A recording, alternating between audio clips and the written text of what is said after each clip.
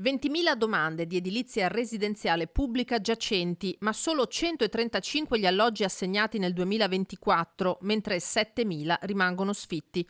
Come pure sfitti sono in Veneto 400.000 appartamenti privati che i proprietari sono riluttanti a mettere a disposizione. Il tutto mentre cresce il segmento degli affitti brevi e delle locazioni turistiche, oltre 550.000 posti letto contro i 212.000 delle strutture alberghiere.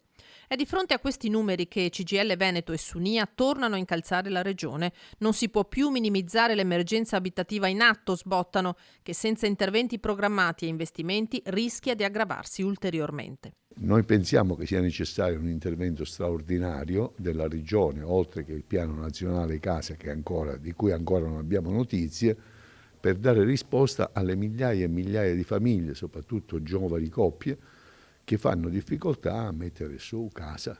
Pensionati, lavoratori a basso reddito, stagionali, migranti, ma anche studenti, il problema colpisce migliaia di persone e per affrontarlo serve un piano strategico. Chiediamo che almeno l'1% del bilancio regionale sia destinato al recupero di tutta quanta l'edilizia residenziale pubblica, che oggi è in uno stato di degrado. Chiediamo che ci siano progetti per gli studentati, chiediamo che ci sia un governo dei fitti che consenta alle persone di potervi accedere. Oggi i fitti sono inaccessibili per molte persone. Parlo di una regolamentazione dei fitti brevi, perché i fitti mordi e fuggi dedicati al turismo, oltre al fatto che sono diventati quasi il triplo delle disponibilità abitative nelle strutture, diciamo, alberghiere, hanno fatto lievitare i prezzi, rendendo il costo del fitto assolutamente impossibile per le persone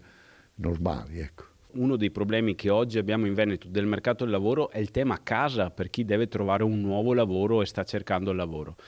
Da questo punto di vista noi lo diciamo chiaramente, bisogna essere concreti e conseguenti a queste dichiarazioni, mette le risorse come regione. Se Zaia è tanto innamorato delle grandi opere, oggi è arrivato il momento di fare una grande opera di carattere sociale sul tema casa, quindi edilizia popolare, rendere accessibile gli affitti e l'acquisto della casa per chi è già in difficoltà sotto il profilo lavorativo, ma ha la possibilità in qualche modo di costruire prospettive diverse per questa regione.